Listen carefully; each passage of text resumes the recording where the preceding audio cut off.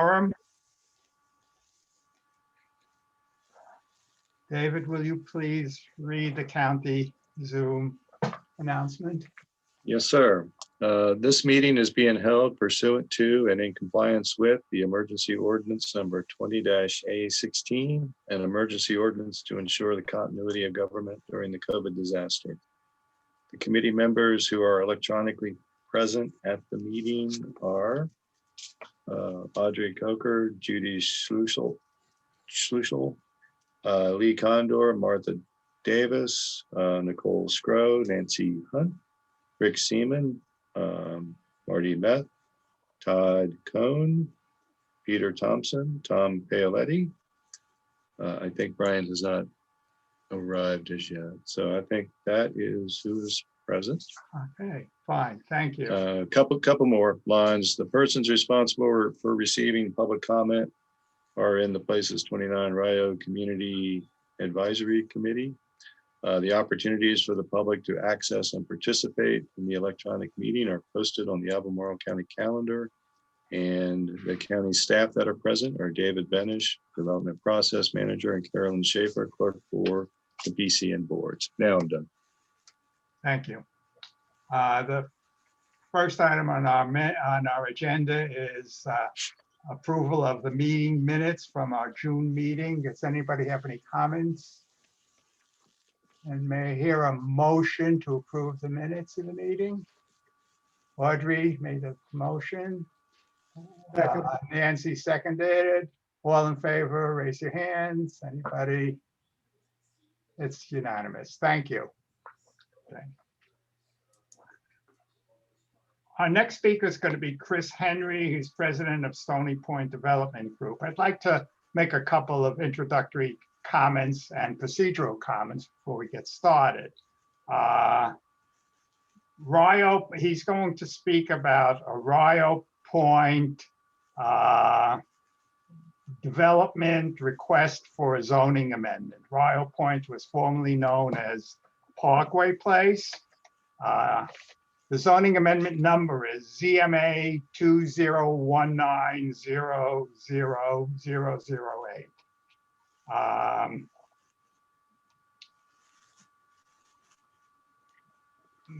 Chris has agreed to come and provide this presentation. It's not required by the county. And so he thought it would be useful to acquaint the county with his thinking. He is a new developer. The old developer withdrew. A new developer, Chris, came along, changed the name, and we're about to hear from him in a minute. I just like to make sure that everybody is clear, since we have a lot of attendees tonight, public attendees tonight, that the CAC itself is not a voting group. We serve as essentially a sounding board for the county planning, for the board. So we provide comments, opinion, and try clarifications of a variety of things that come before the board itself. There will be a Board of Supervisors meeting, which is a public meeting that will be held on August 18th to hear the zoning map amendment.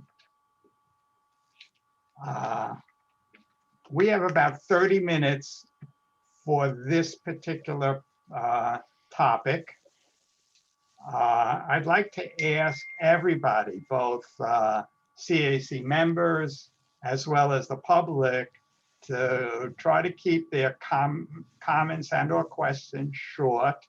I'd hope that we adhere somewhat to the county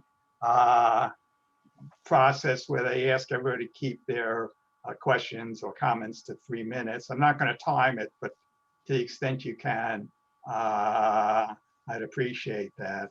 I will first give the CAC members a chance to ask questions or comment, and then Carolyn Schaefer, who is our Zoom master, will let one person in at a time.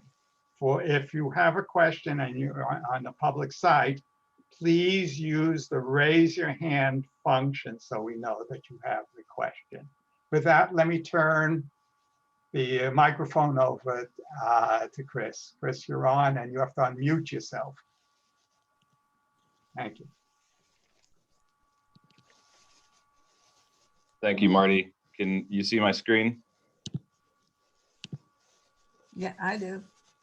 Yes, I can see. Yep. Yep. Great.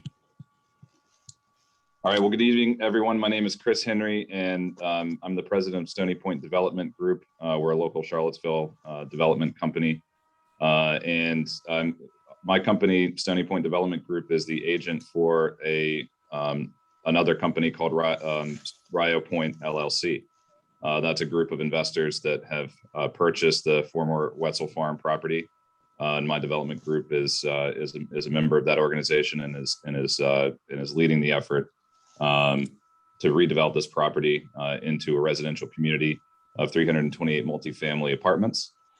I'm going to introduce my team tonight, and then I'm going to provide some information about the project and our plans for the future. And then after that, I'm going to leave the majority of the time for question and answers. I'm sure there's a lot of folks with that have questions, and primarily this is an opportunity for me to introduce myself to this section of the community. It's an area where my firm has done business for a number of years now, building homes at Dunlore Park across the street from this farm. So I'm familiar with the area. I live down the street in downtown Charlottesville. So Stony Point Development Group, I co-founded it in 2013. We've done a number of projects here locally in Charlottesville. We're also active in Richmond, Virginia, and in the Carolinas. And we're a developer owner. So we'll buy properties, both vacant greenfield sites or urban redevelopment sites. We'll redevelop those into something new. Either apartments, residential, single-family homes, office space, and mixed-use retail.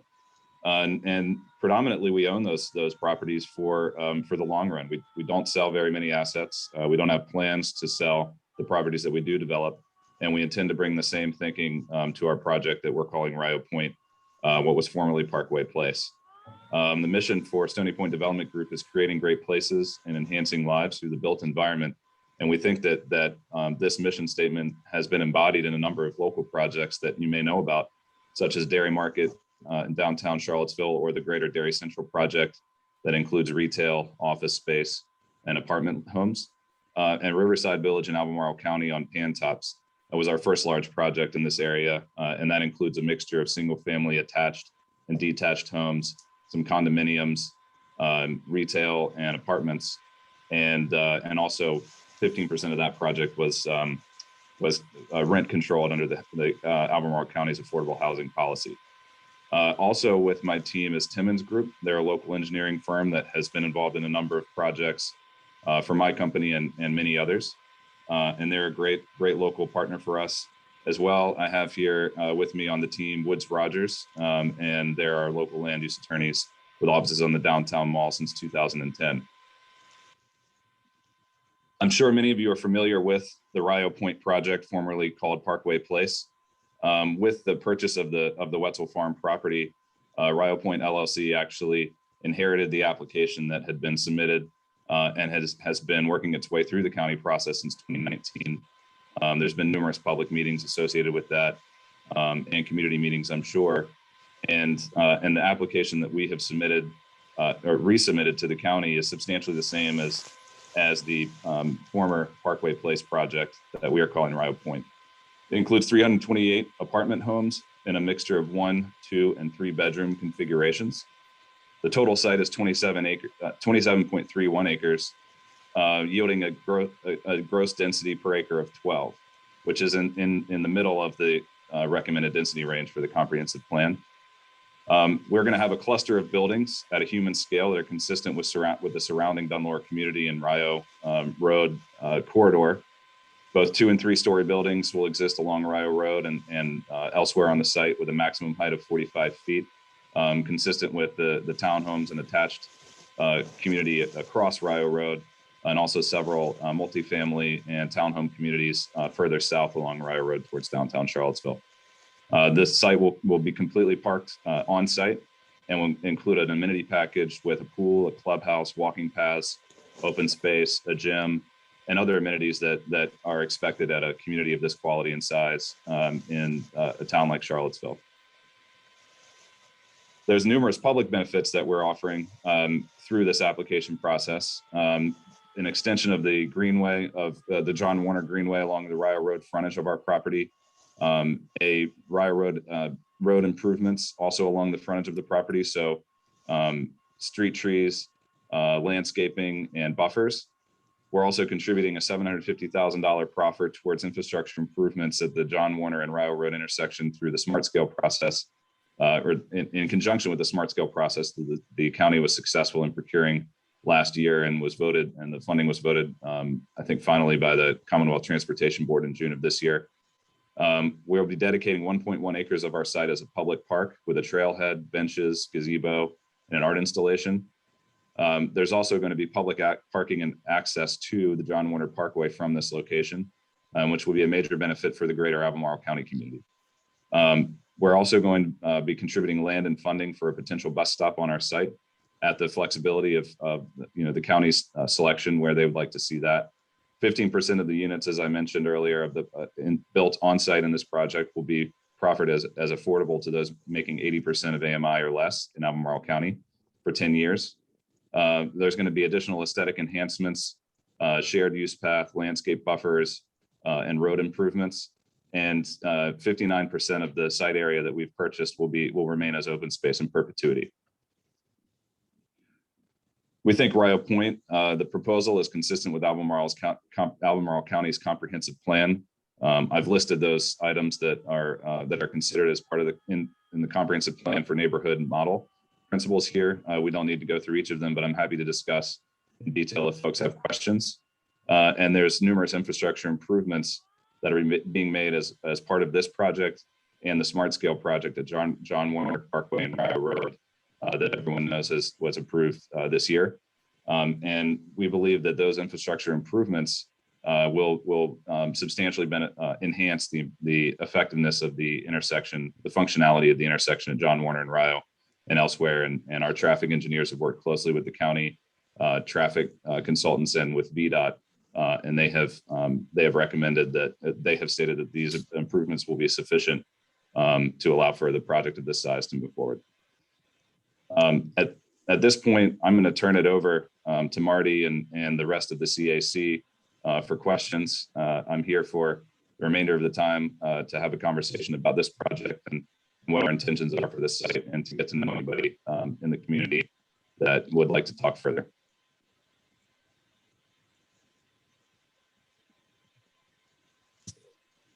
Okay, thank you. Why don't you, maybe you want to take off the shared screen. And let me see how we can work it. We may go back on. So let me ask the CAC members, just raise your hand. Let me just see if somebody has questions. I see Judy and I see Nicole and I see Lee right now. Okay, so Judy was up first. Go ahead. You're mute right now, Judy.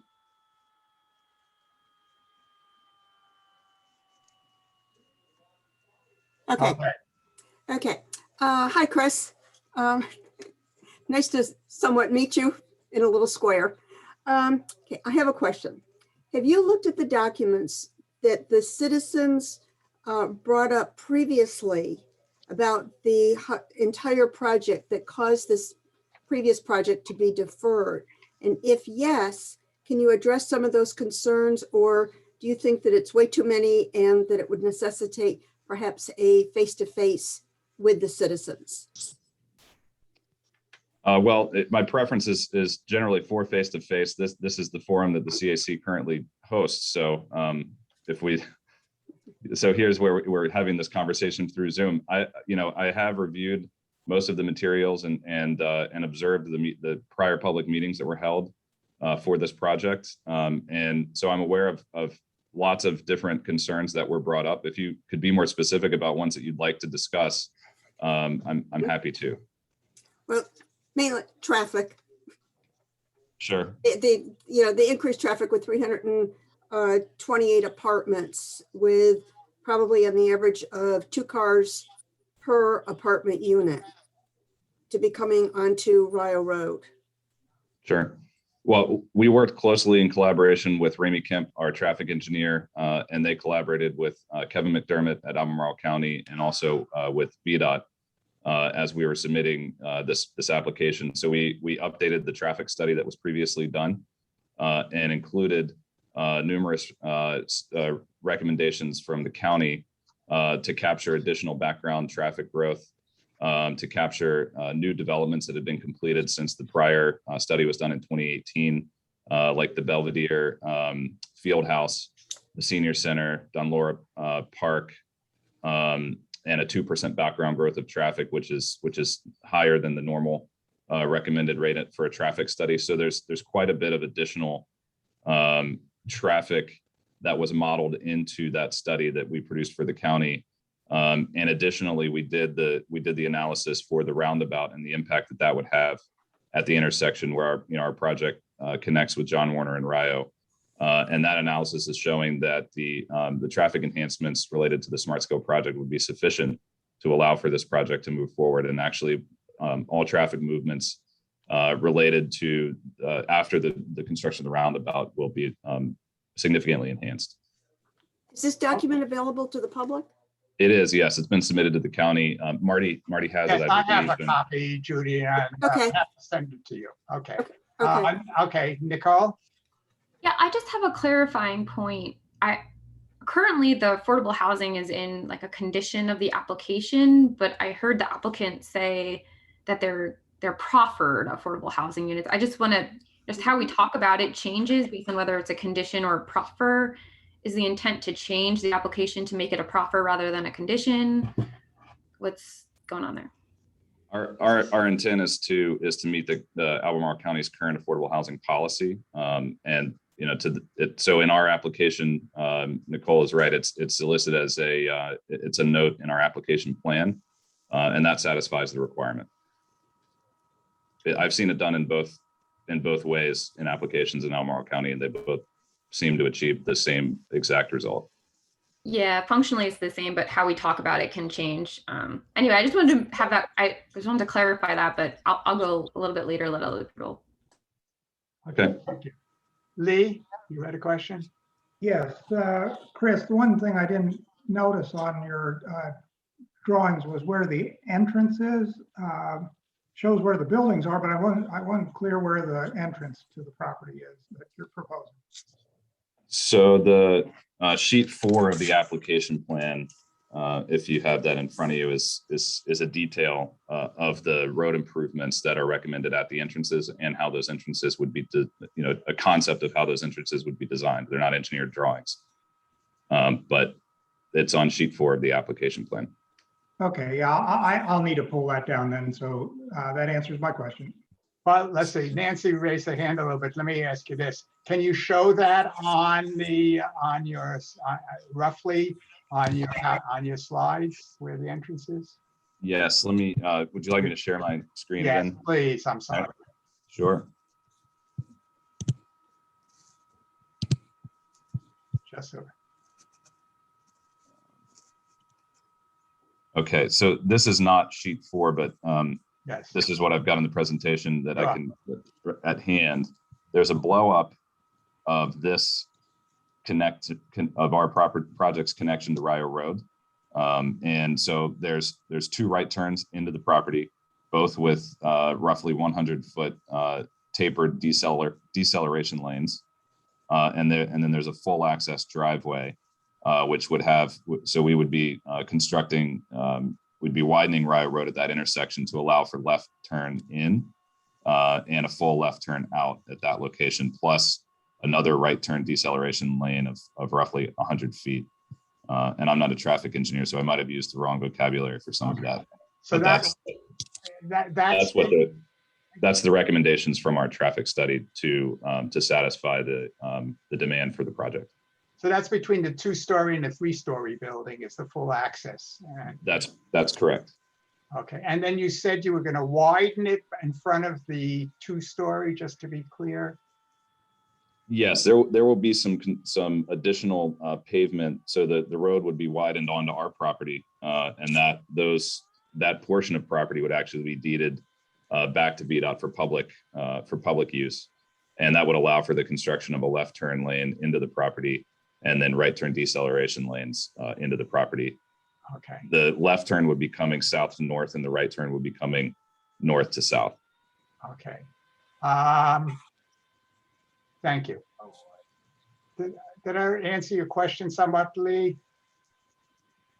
Yes, that's fine. Okay, thank you. I saw Audrey and then I saw Nancy. Did you have a question, Audrey? I'm just trying to get oriented to where the entrance is. Is it similar to where it was before in the Parkway complex?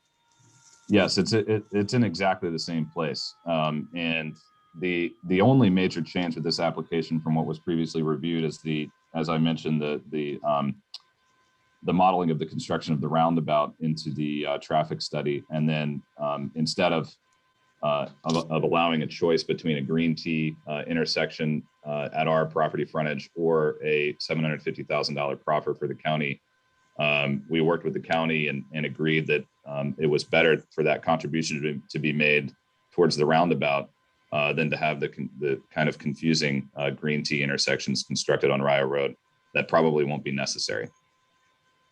Okay. Nancy, did you have a question? I'm sorry. Yes, I have actually two questions. One, is the configuration of the trailhead and the public parking the same as the previous application? And two, I don't remember exactly what the green T was, but are you saying that the pull out and wiggling around that was done on Rio by the previous applicant is not what you are going to do on Rio in order to allow people to make left turns? That's correct. Either coming out of Dondora, whatever's on the other side of the road, or going into your property. That's correct. A lot of that green T wiggling around was to satisfy some left turn requirements for Dunlora Drive. But the way that we understand the roundabout will be constructed eliminates the need for those movements and therefore the need for the green T. So where exactly is the entrance to the public parking for the trailhead? So the public park and the trailhead that you're referring to are detailed in our plan notes. They have not been designed yet, but the note states that we will be designing those in collaboration with Albemarle County Parks and Rec. And then there's a list of items that will be included in that design that are the same as the that haven't changed on the application. So a gazebo, an art installation, 12 public parking spaces, landscaping, etc. And it will be accessed exactly the same way that has been shown on the application through the property's main entrance. There'll be public access easements to the public park and then parking provided in that location. So 12 parking spaces to the trailhead is adequate parking, or are they going to be using your on-site parking that your residents would like to be using? Well, it's hard for us to forecast the demand for those public spaces at that trailhead. We will have, I mean, the remainder of the parking spaces on site will be private and will be assigned to residential units. So that we'll have a parking management plan in place for the property so that members of the public are not offsetting private parking spaces. That'll be something that we'll have to manage, and that the management of that parking will be basically a free service that we're providing to the county for that park. Thank you. Okay, does anybody else have any other? Yes, I see Rick and then Judy, one more shot. Rick? Okay, Chris, on the original plan, the intent was, I think, to have a stub out, which on your drawing would be, I guess, at the bottom of the layout that would eventually provide a second emergency exit possibility from the property. And I'm curious to know now that we have a second proposal going on with Rio Commons, which would actually abut, your project, that their particular plan, by my looking at it, would preclude a road going through their particular development to wind up, I guess, somehow also going through the Waldorf School. And I'm just curious, what the situation is with that particular problem. Well, we are familiar with the Rio Commons development proposal. I'm not sure if they've submitted a site plan to the county yet or not, but our zoning application includes the concept of a connection between those properties. If we can align and coordinate timing and alignment, basically. As far as emergency access to our site, I mean, our application plan has been reviewed by the fire department, and they're satisfied that they will have sufficient access for emergency needs.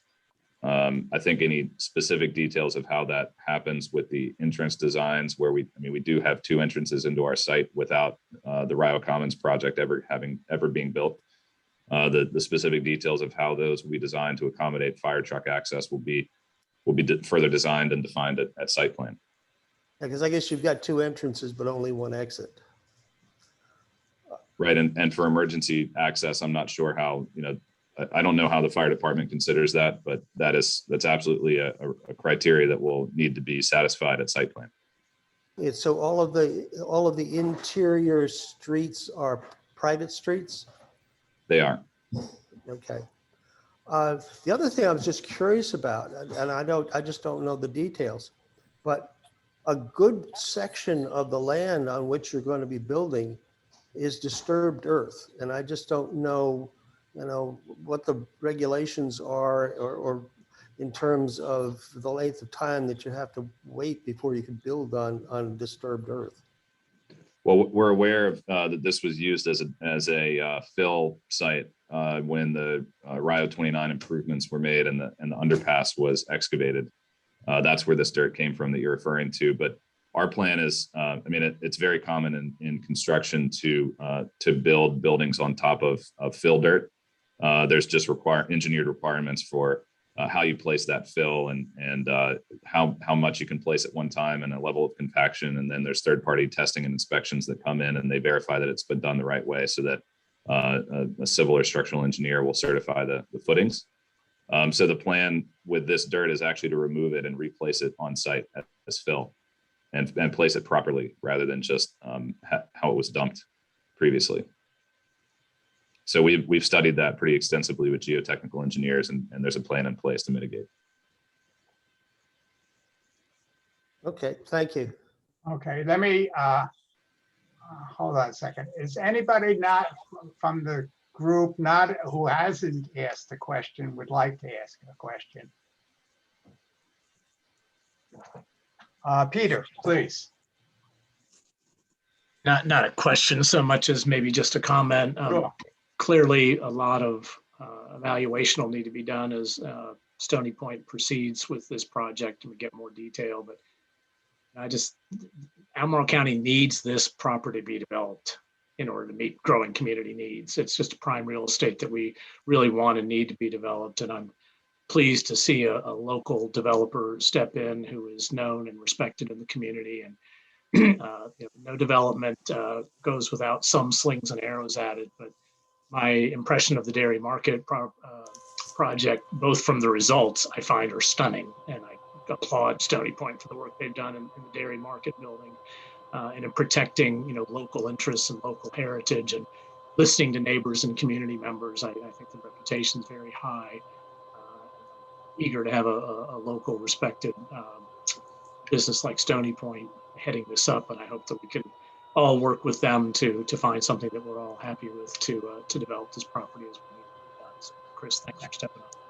You're welcome, and thank you for saying that. And it is the reason I'm here today, is to build relationships with your neck of the woods, so to speak. Okay, we have a large number of people. I'm just going to look for 1 second. I see I have members Okay, that's that.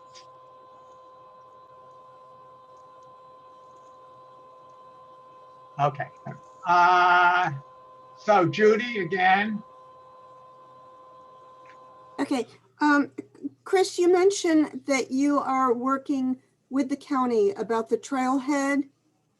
Has it been decided who actually will be responsible for monitoring it, for the trash, for the maintenance? Will this trailhead be closed from sundown to sunrise and things like that?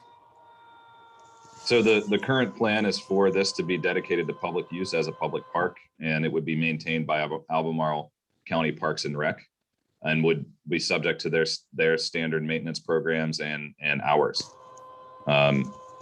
So that's the plan. Okay, thank you. Judy, go ahead, we'll finish up. Well, then just another section. You said that your internal roads will be private. And Yes. I think that we'd already addressed, what are you going to be doing about the bus stops for the schools? So thanks, Judy, for reminding me of your question. I did verify that with our civil engineer who's drawing our plans, and they assure me that the roads are wide enough to accommodate school buses internally to our site. So we would work with the school board to I guess craft the plan for bus drop off and pickup, whether that's at the external to the site at the public bus stop, if the county chooses to have us build one, or internally on the site, we could accommodate that. And the reason is there's a dual purpose, but the emergency access plan requires certain widths for fire trucks to come through the site for a certain height of buildings. So our travel ways between the parking spaces here on site are 26 feet wide to accommodate the fire department's largest apparatus, which is bigger than any school bus. Okay, thank you. Okay, Audrey, and then I'm going to switch to the public. Audrey? It says that 59% of the site area is to remain open space. Is that in perpetuity? Yes. Can the land that is not going to be developed, is that developable? I said that right. Will you come back at some later date and ask to add buildings? No. I'm just thinking about, I want to answer your question correctly. So a lot of the open space in that number is is captured in the stormwater area or in the back of the site where the slopes drop off down to the John Warner Parkway or towards the creek. Okay. None of that is developable area. And that number also includes previous easements that the landowner had granted to the city of Charlottesville when they constructed the John Warner Parkway. And that land will never, those easements are in perpetuity and held by the city. So that land cannot be developed. We're also capped at the density that's been advertised in the public zoning amendment, and that's at 328 units. So the only technically feasible way that more units would fit on this site would be to build taller buildings. And those are prohibited in our zoning application. Thank you. Thank you. Okay, let's go to, we don't have many questions from the attendees. So Carolyn, I think Ned is also hasn't been brought over. So why don't you bring him over, and also whoever has raised their hand, bring them on, okay? Right. First one is LLH Drummond. Please unmute and you can start asking your questions at this time. Okay, thank you very much. I have two questions, and one is quick. Had you all done any kind of market research study showing that these apartments are needed given all the other building of apartments in and around Charlottesville, north of here, on Berkmar, et cetera? Yes, we always do a comprehensive market study before we invest the kinds of dollars that we're proposing to invest here on this site, and it shows that there is a net demand for the number of units that we're proposing in this location. And a large part of that analysis looks at regional commuting patterns.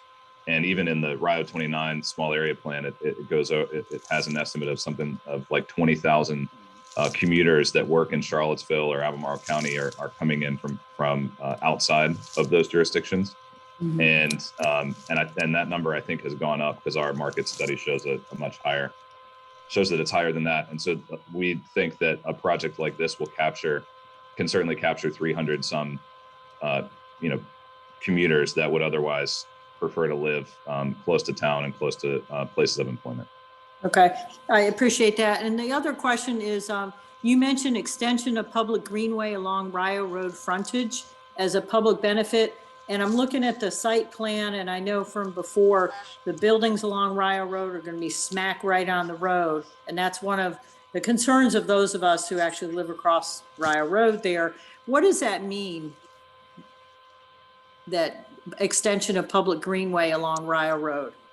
So our application plan includes a detail for a 10-foot paved shared use path along the frontage of our site that would also have landscaping improvements and landscape buffers between Rio Road, the shared use path, and our buildings.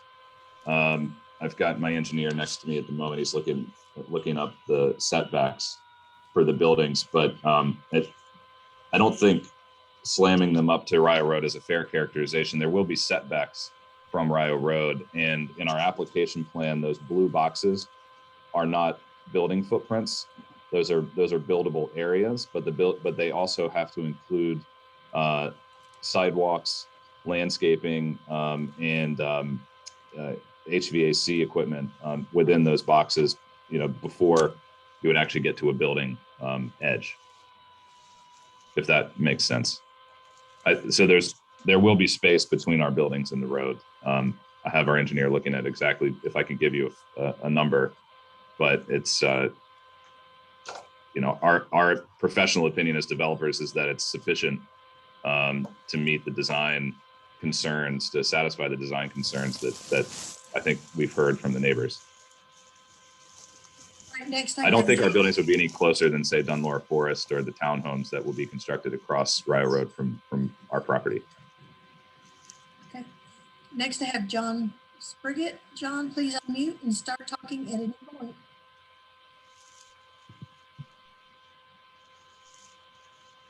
Hi, Chris. I have a question regarding timing. If the application were approved, when will the building begin in relationship to the widening of Rio Road and the construction of the roundabout? What is your timing? I don't have exact dates from the county and from VDOT yet about when the intersection improvements may begin. And I know David Benish is following me to talk some more about that, so we can get some clarifying answers from him.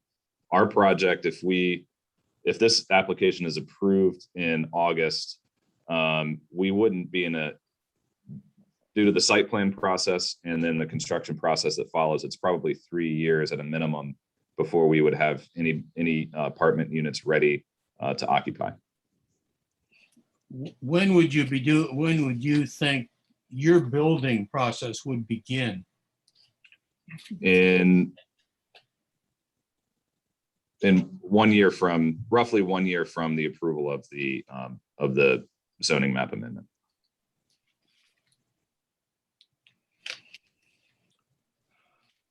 The second is, what are the pricing that you expect in your economic model for the apartments?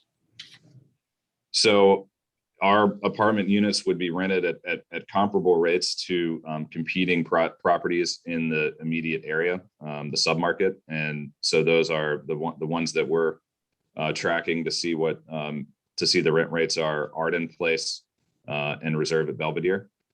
So our rent rates would be in the same neighborhood as those, and the affordable rents would be about $400 per unit less than the market rate. Well, that's 3 years in the future, so it's difficult to quote an exact price today. Well, I'm not looking for an apartment at the moment. But you can, if you want to give me your email, we'll put you on the wait list. Well, that's not what I had in mind. But what I would like to do is you have an economic model to figure out whether this thing works or it doesn't work, which uses today's pricing and pushes it out. So I guess my question is simple. What in today's range, what do you see your economic model telling you about the price range for the apartments? We think 1-bedroom apartments will rent for around $1,600 a month, and 2 bedrooms will rent for around $1,900 a month. And your 3 bedrooms? Three bedrooms would rent for $2,200 a month. Okay, I'm not sure I need to get on the waiting list. Thank you very much. That's my last question. Marty, just real quickly, for the smart scale project, what's been notified or what's been identified on the smart scale page for the roundabout project is right-of-way acquisition beginning in March of 2025 and construction beginning in January of 2026. We'll be sitting down with VDOT to see if those numbers are going to get refined further, but those are the preliminary numbers right now. Okay, Carolyn, any more? I don't think, Nope, I don't have anybody else with their hand up at this time. okay, I'm gonna go real quickly because we're Nicole, just about on schedule. Is anybody in the CAC? Nicole, I'm sorry, go ahead. No worries. I kind of wanted to just echo what Peter said. I commend the investors and development group for moving forward with a rezoning here. When I heard the property changed hands, I was kind of worried that it wasn't going to be rezoned. And so I'm really excited about that.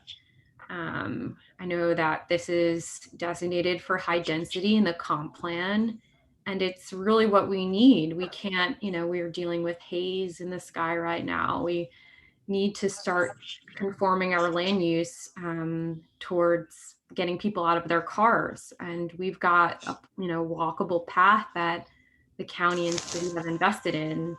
And we've got transit right by here. I know those things need to be improved, and this isn't gonna change too much in one project, but if we start making those steps, I think that's a great thing. So I'm really glad that this application is moving forward. This is a great thing to have on this site, so close to the downtown mall. That means, like Chris said, that people that are driving from outside the county won't have to do that. And there was a great article in the Farmville Herald about this. And what was great about that, we've seen the data from a lot of plans that have been put forward, but that Farmville Herald had some quotes from people. So you kind of got to see the impact on individual families. And that was really, eye-opening to see, the human impact that our land use patterns are having. So this is great. My only question was about affordable housing. I hearing that the rents were kind of going to be around 1,600, Arden, that's kind of right where Arden is right now. Though Brook Hill is a little bit less. It's like 1,300, though that's further down 29. But really the biggest question is, I know this does meet the affordable housing policy that's currently in place, but as I'm sure the developer knows, that's kind of, likely going to change in the future. And one thing that I kind of look out for is, and what Stacy had originally proposed as part of the new affordable housing plan was setting, those proffers at fair market rates at FMR.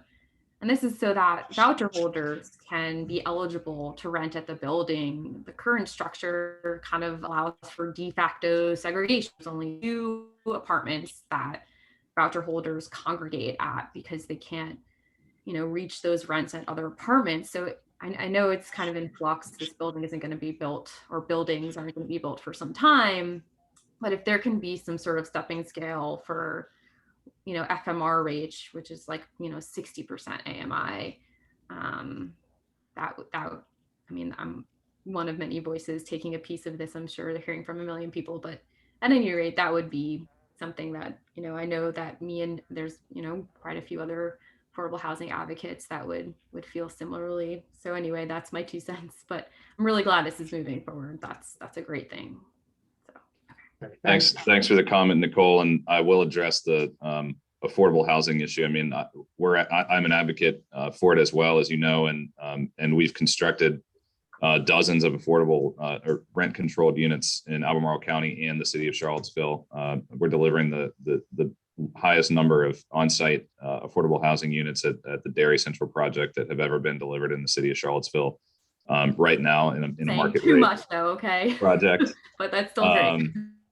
But this specific application, because of how far it has been in the process when we bought the land, these numbers are kind of baked into our pro forma, and to have a change of the level of affordability or the number of units at this point, we think is not financially feasible. We would consider some conversation around that if there was more units that we would be allowed to build on site. I mean, we're only asking for half of the density that's actually recommended in the comp plan, and there's a lot of larger issues around that we could talk about for a few hours. But that's not in the cards for this project because the application's been moving through the process since 2019. Okay, so I'm going to use my chairman's prerogative and just ask one or two minor questions, and then we'll move on. I think we've had enough. Could you talk a little bit more about transportation, which Nicole brought up? I'm a big public transportation person. This is, I know there are systems that rate various sites in terms of transportation. This one is not viewed as walkable to any place that's reasonable. You can't walk to you certainly can walk to a supermarket, but you can only maybe take back one container of milk. I mean, so what's your view, or what are you doing, or what do you think that the county should be doing to enhance transportation in terms of the affordable section? Well, it is. The site is very proximate to both 29 North and downtown, which is why we believe that this is such a great location for additional housing, and I believe the site should carry as much density as we can feasibly fit there. I think that folks that live here right now, as the transportation network is currently constructed, are not going to be likely taking the bus or walking to work. You're right. But I took my kids for a hike at the Monticello Trail the other day, and that doesn't have a connection into town. And so you have to load them up in the car and you drive over there and then you go for a walk, which feels kind of silly every time I do it. This is a location where you could leave your apartment, grab your mountain bike, and you could ride all over the Rivanna Trail all day, or hike, or et cetera. So there are some trips that will be eliminated just because of the location, the connection to the Greenway. And then, thinking bigger picture planning wise, there's service centers along Rio Road. And if the Greenway was continued all the way to the Rio 29 small area plan and the redevelopment of Fashion Square becomes an employment hub, I mean, that's 1.5 miles from this site. Somebody could walk there or easily ride their bike to work when those plans are fully realized. It's a long time. Well, it's nice to dream about it, but we don't see anything moving along that line. So, but in terms of shopping, I'm particularly thinking about affordable. I mean, there's some people who qualify as affordable have additional costs in terms of shopping, getting to work. So my question is about transportation again. I mean, it's nice to do the hiking and everything. That's wonderful for us, but I'm thinking about the people, who have the more practical side. I mean, obviously, if someone was living in Louisa County or Greene County and commuting to 29 North or downtown Charlottesville for work, and they could substitute their housing or their apartment in Greene and they could live here, that's taking a ton of vehicle miles off the road. Mm-hmm. There's a network effect. There's the potential for public transit here. That's out of my control. I know the county has been talking about updates to CAT and the regional housing or transportation plan and things along those lines. We have a proffer to allow for a public bus stop on our site. I'm an advocate for that. I hope that comes to fruition. So lots of issues to work on with transportation. You're right, but I think that this site, compared to many others that get developed in our urban area, has advantages as far as transportation goes. The other thing, just sort of staying on the automobiles a second, I find it a little incongruous that we have a trailhead where we're having people drive. Is there any flexibility in cutting out the driving and just creating a trailhead where people could walk or bike to? That would be a question for the county. As far as I understand, this public park was included in this application plan as a specific request by the county, and so we intended to satisfy that request. It's a little out of my pay grade to say if it's appropriate to have a drive to park to access a trail, but that's what's been requested. Okay, fine. Okay, thank you very much. So Chris, that was very helpful. Oh, wait, I see one last hand. Tom, you haven't asked a question. You want to ask something? I was just curious, does this have to go before the planning commission? So this application is sitting in a deferred state at the Board of Supervisors. And so our request is to take it out of deferral and move it to a vote at the Board of Supervisors. And that is happening on August 18th. Okay, thank you. Again, Chris, thank you. I'm going to close down this session. It's a little bit more, but I thought it was useful to have the interaction. So really, thank you for participating and bringing the project to us. Thank you for your time. Marty, I have a couple of clarifying responses to Mr. Seaman's question about connections to Rio Commons. If you want me to cover that, I'll just be real brief, and also the parking. Yeah, a preliminary plan for Rio Commons has been approved. That just means it's working its way through a final process, so it's not a finally approved plan. But that initial site plan approval does provide for interparcel street connections to the stub out of the road and for the development that we're speaking to. And Rio Commons has designed it as a normal full street. It's not just an emergency access road. So there will be, Rio Commons is planning for interconnectivity of a roadway between Rio Point and Rio Commons. And Parks and Rec sees these park and trail connection as an opportunity for people outside of the immediate area to be able to board and use the greenway into town. So it was to provide some opportunities for people outside this area to have a park and ride sort of opportunity on the trail. And that's it. So I would say this much: when it was briefed a long time ago, it was meant, there was a concern about people parking all day long and using it as a parking, to get away from parking downtown. And that is not the intent, or is that your understanding is the intent? Yeah, that is not the intent. I think, I'm not sure I can speak for Parks and Rec as to how they will monitor that, but as Chris indicated, that is an issue that Parks and Rec is aware of, and they certainly want it to be used for its purpose, which is for use for trails, not for commuter parking. Okay, thank you. Okay, so the next topic is David Benish is going to talk a little bit about the corridor study. Thank you. Let me get set up here. Yes, I'm here to provide you hopefully a fairly brief update. I'll be doing this monthly with you on the Rio corridor plan. One of the things that Marty asked me to do is take a little bit of a step back and make sure everyone that is participating in the meeting kind of understands what the product is intended to be for this project. So I pulled a few old slides from the kickoff meeting. It won't take too long, but I'll go through it. I'm going to start with a little bit of background and reminder.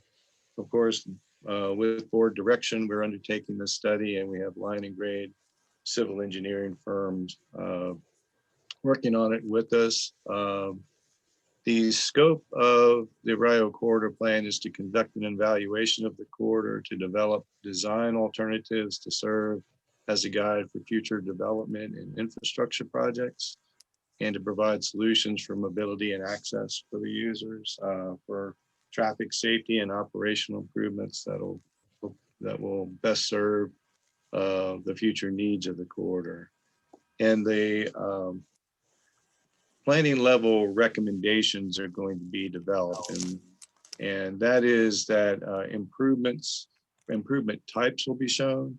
Information in the plan will be sufficient to allow for applications for funding and potentially grants.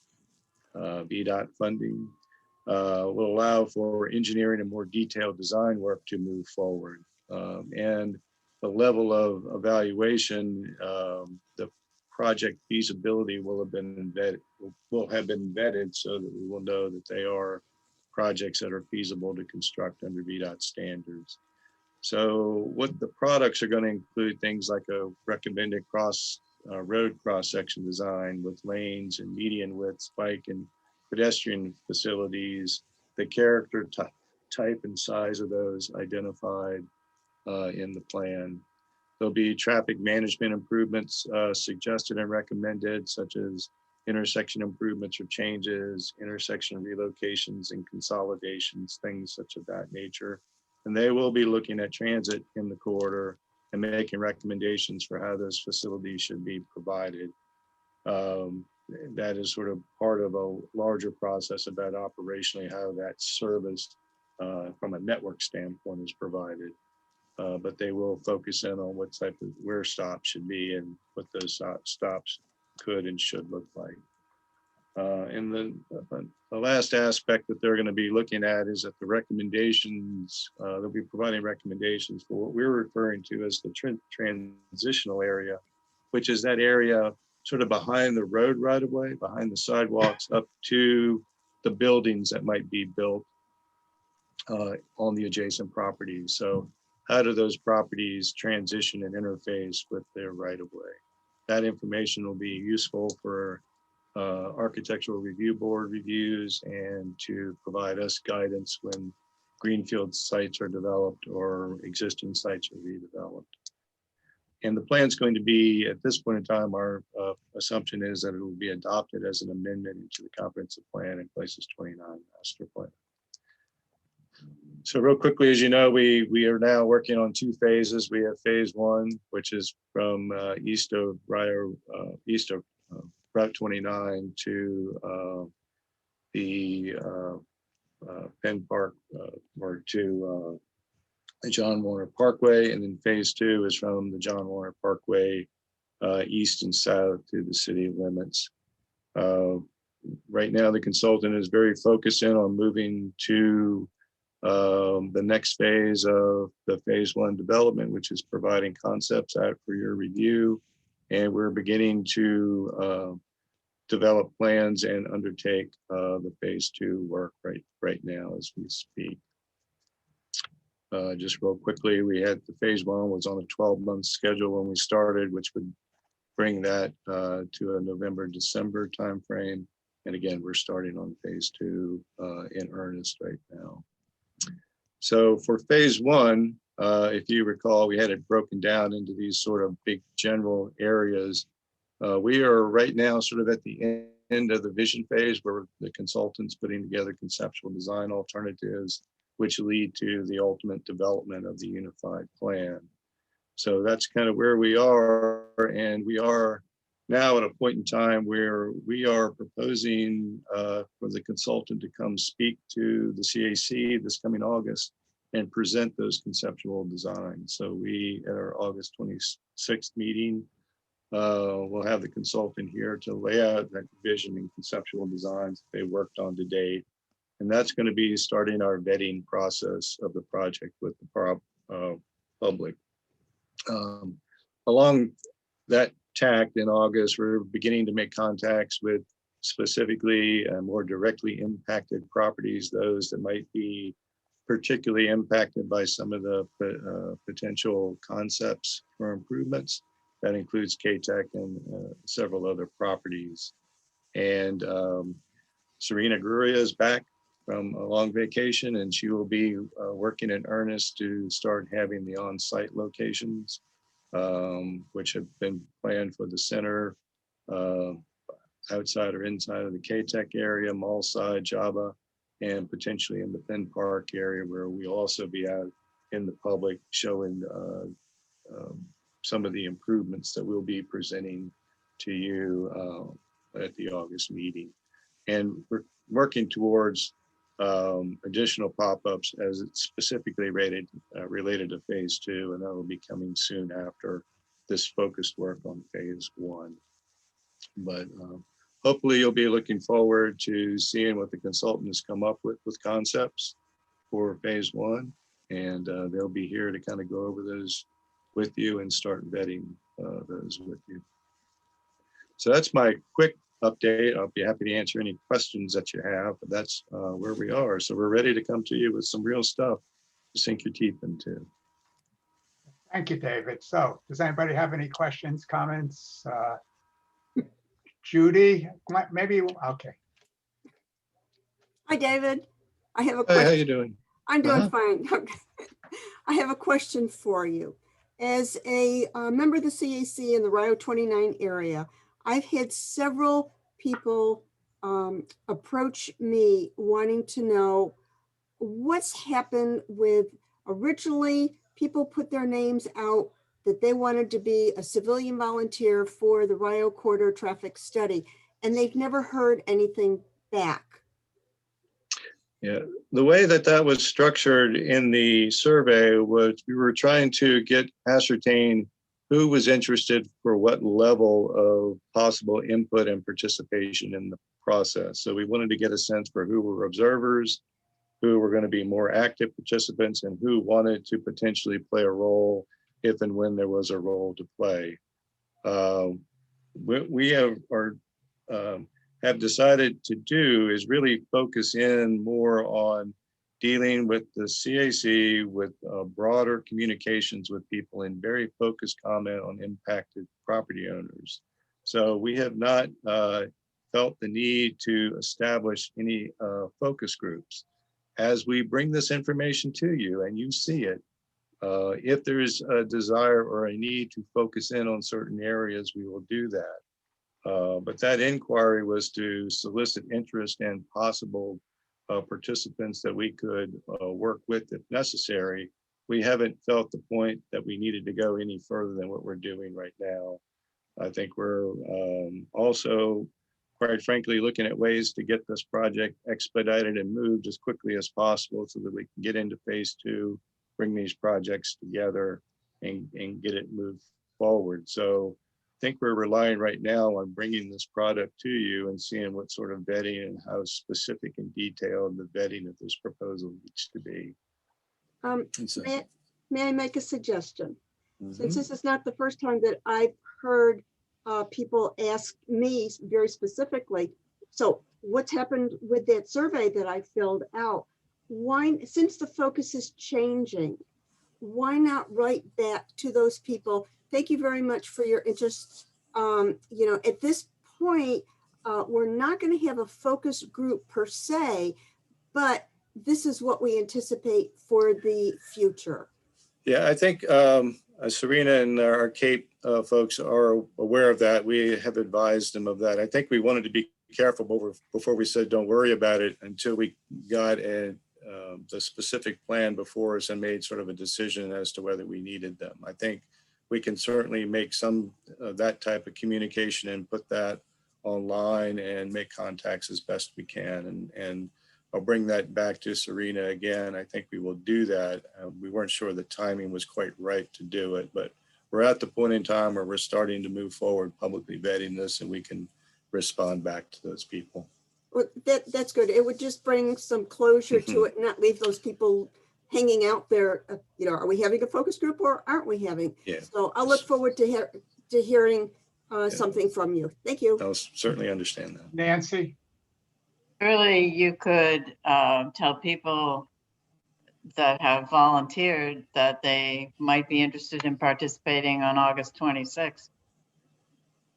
Yeah, I think we probably will do that. And again, now that Serena's back, we'll start to gear up to make sure that people are aware of the presentation and those other opportunities will be out there for them to look at. The information that will be presented to you will be posted online so that people can, through our virtual and website process, look at it and comment.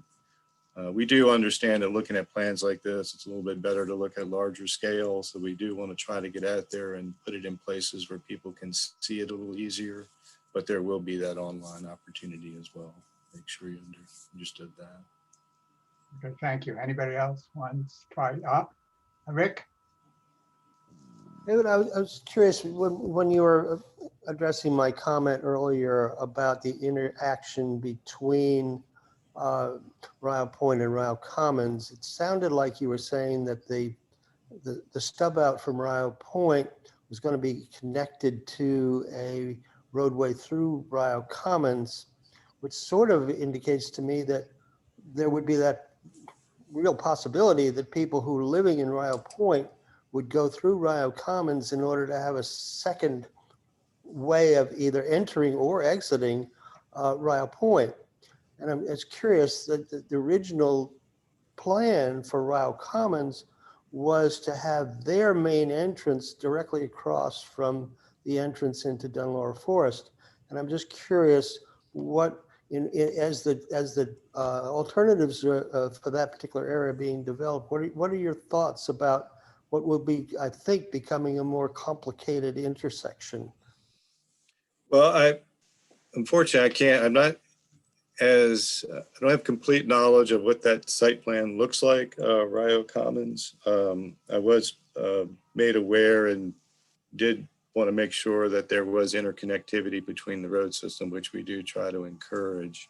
I understand that part of the site planning process right now is a continued vetting of that entrance by VDOT and our staff. That's why I indicated that initial approval is by no means a final approval. And I think there were questions and information that VDOT needed before they refined and agreed to that location. I can't honestly tell you that location and where it's located. Typically, they are trying to be aligned with other existing entrances, but I do know that that is still a work in progress as they move through the site plan approval process. It's probably the best I can give you right now. Yeah, because it looks to me like we may actually be adding more traffic into that particular intersection because of the interconnectivity with Ryle Point than was originally planned for the development of Ryle Commons. I was thinking about, that may become more complicated than it might have first appeared in their initial proposal. Well, I'll steal a little bit of Marty's thunder. One of the things that we're working on is a presentation by VDOT staff, Adam Moore, who reviews site plans and plats. So the intent is to speak to you more generally about their approach, but they can talk about, I think they can speak to interconnectivity and how they evaluate it. But my understanding is they do take into consideration interconnectivity when evaluating each and all intersections as they relate to one another.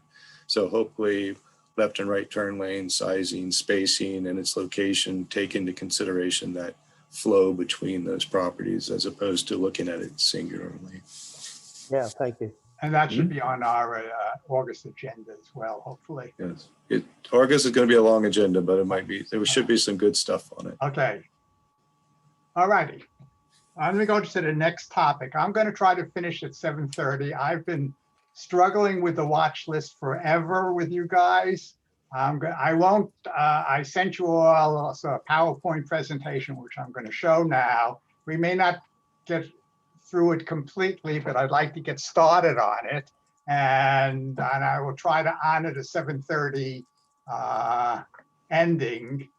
Let me just find it. Here we go. Because I'm getting hungry. I'm sure everybody else is as well. So we have been, let's see if I can, there we go. We have been carrying this watch list at least a year and a half, and a lot of it hasn't changed. So I asked you to provide me, I sent you classifications for each of the items, and most of you answered back. And then I used an algorithm depending on whether you were in the neighborhood or not to try to identify where the item should be classified. So this is a draft, bear with me. If for some reason you don't like it, we can change it. So what I would like, just to remind you, we had 4 classifications, things that are immediate concern. Those are the things we bring up to Ned usually pretty frequently. And then there are things that we have some sort of continuing interest, some that I'd call aspirational, and then things that I'd like to delete. I'd like to get the list down. So let me go to the things that are of immediate concern. So we had one actually, Rick and I talked about a link bridge over Meadow Creek. We've been carrying it from the beginning. After thinking about it, it certainly is not an immediate thing. We characterized it today when we talked about it enthusiastically, but to me, it almost seems aspirational. So maybe I could ask Ned, if you might unmute, is there any probability this is a link that would connect the community to Meadow Creek, over Meadow Creek? It's in Tisdale, I believe, in that area. That who would we talk to, and what should we just take it off the list, leave it as aspirational, or what? I wouldn't leave it off the list. I'd at worst put it to aspirational. Okay. But it's anytime we start talking about the Northtown Trail or any sort of trail linkages go up, this should be part of the conversation. And I got to just make sure it's on my radar when those conversations come up at the board level. Okay. So I think we'll put it at aspirational, because I don't think it's going to happen in a year from what we heard in the last go around, last meeting. Rick, do you have any comment? Is that all right with you? Yeah, that's fine with me. I think, yeah, the idea was to be able to get across Meadow Creek to get to the Ravenna Trail, and it was actually brought up to us by one of the residents there, either in that, it wasn't Treesdale, but I think it was Bill Green or one of those other. Okay. Trim the shrubs on Rio between Dunlora and Belvedere. Ned last time said there was a pilot program to do that.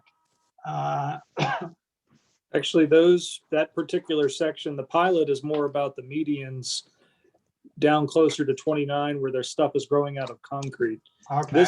This particular item has not left my list. And I'm still trying to figure out exactly who needs to own this, and if it is the county, to get at it. Okay, so we'll leave it where it is. Okay. Inadequate, inaccessible public recreation for teens, and we've been carrying it a long time, I think. I mean, it's an interesting thing. I'm getting grandkids who are turning into teens, so I have an interest in it, but it probably should be, I would think, more aspirational long-term, no? Yes, I think so too. Okay. Marty, can I suggest we're never going to get through this list and do the reports in 15 minutes. Can we find a way to? No, I do this quicker? recognize that, and I said I would go through part of this, and then we'll continue next time, okay? Okay. So I want to go down at least the A version, so we'll get at least one. If I can just clear that, that would be a major step forward. So that's the C. The management of stream and swampy area behind Woodbrook Ponds, Causebrook, is that still an area that's of concern? Brian brought that up a lot. Audrey? I think it should be, because as development continues and we go through climate change, it needs to be aspirational.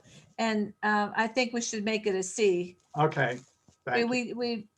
My goal in a lot of this is to keep the Board of Supervisors aware of what issues come up as the Rio 29 area is developed. And I think this is going to be an ongoing issue. So I think we should continue it as a C.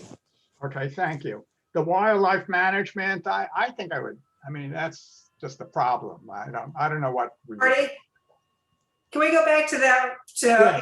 again? Because it's really a bigger problem than that, if you live over in this area. Yeah. You've got another one, Marty, down at 14. Yeah, but that one needs to be deleted. Okay. So I think the number 8 needs to stay in A, because, because it's a real mess down there if anyone goes and looks at it. so Ned, who would we talk to or bring that to somebody's attention? I'm not a, This is one that's actually on my radar as well. This is one I heard out when I was out in the community a few months ago, okay, because it does extend all the way over, and well, several places between Woodbrook and over to Carsbrook. So okay, this is one that, I mean, I understand everything we could say is an A concern. I would almost think of these, the ranking of them as when the solution might be realistically viable. A yes, solution to this item is not going to be an A item. This is not Okay. going to be something that's going to be happening in the next year to get resolved. It's going to have to be a bigger conversation, and we'll take something bigger than that. okay. So I'm going to make it a B, which was said as something of continued interest, but not necessarily aspirational. You know, it's something that needs to be addressed. And so let's try that and see how that works out. The wildlife management, I propose to delete it, frankly. No, And no, I no. object violently. Okay, I object too. The geese problem is quite shocking in the Hillsdale area and on 29. We've got Okay. all kinds of carcasses. The county asserts that they addle the eggs and therefore the geese don't hatch. But if you looked at the production of geese this spring, where there were 10 and 12 goslings per family of geese walking all over the roads and making the sidewalks quite disgusting, frankly. I don't, all of a sudden, they do seem to be gone. I can tell you that at Branchlands, we had a huge problem, and we actually contracted with USDA to have a goose removal. It's expensive, but we did it. Then we put a fence up around our pond. Yeah, geese can fly in, but they prefer to walk out. So now they're all over by putt. I mean, and when they cross the street, traffic stops for them. And when Okay. traffic stops on Rio, it's a disaster waiting Okay. to happen. So you want to leave it as an A or a B? Leave it as a B, maybe? Is it, I mean, there's not an immediate solution for it right now. Sure there is, shoot them.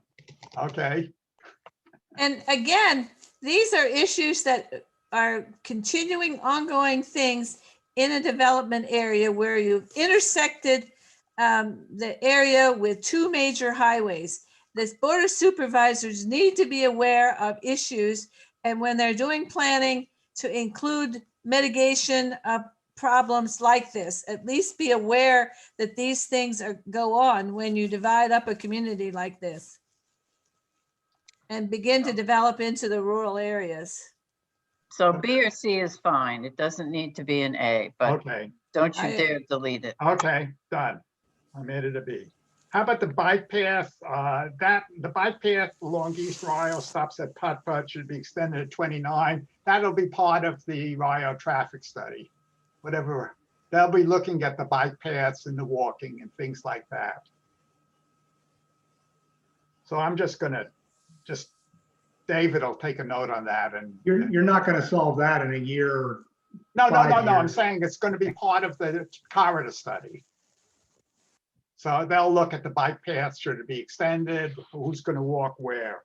So that one, I would just say it's part of the traffic study, and I would actually delete it here, and David will take a note on it for the traffic study. Okay. Okay?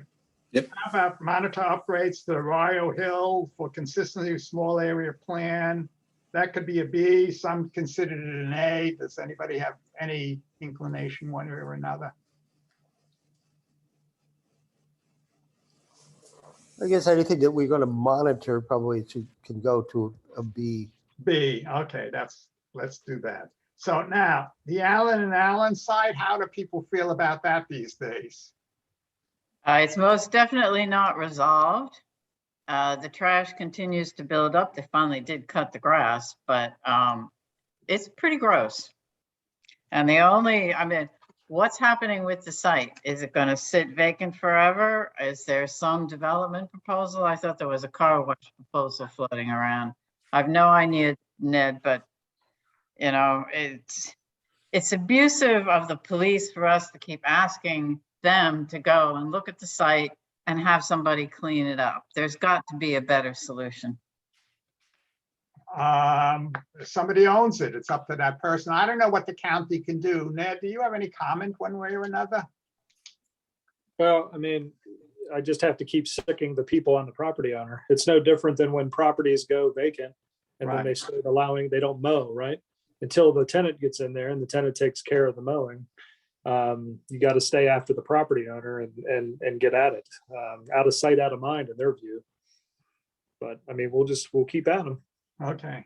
And then Ned, on the Chick-fil-A, there's been a couple of, we're still seeing traffic on 29. Yeah, I saw as the pictures came through, I mean, they did all that rearranging and got the 2 lanes, but if they would just let people drive down in as opposed to making that quick right. So I'm going to go back on that. I got a meeting next week that I'm bringing that up in. Great. Yeah, I think that's it. Okay. I imagine that'll get better when the new Chick-fil-A opens at Barracks Road. No, it's too far away. We'll just have that issue at Barracks Road and it. Yes, yeah. Well, the city folks won't come up to the county to buy chicken. They'll stay down in Barracks Road. Okay. All right. I'm going to stop at A. If Nancy has her way, it'll be goose fillet. There we go. Okay, I'm going to stop here. We'll try to continue next time. So we have just Ned, if you have anything else to add. I mean, the Chick-fil-A and the Allen and Allen are still on my radar. Marty, it was reached out to the chairs of the Route 29 and the hydraulic. There will be a project that's going to be coming that both CACs can participate in out on Earlysville Road. It's kind of out of both CACs areas, but it'll give them a chance to have a community meeting. And I think both CACs will find some interest in the project. Form-based code is coming. That'll be back before the board. Now that the housing policy is actually voted on, that should be following.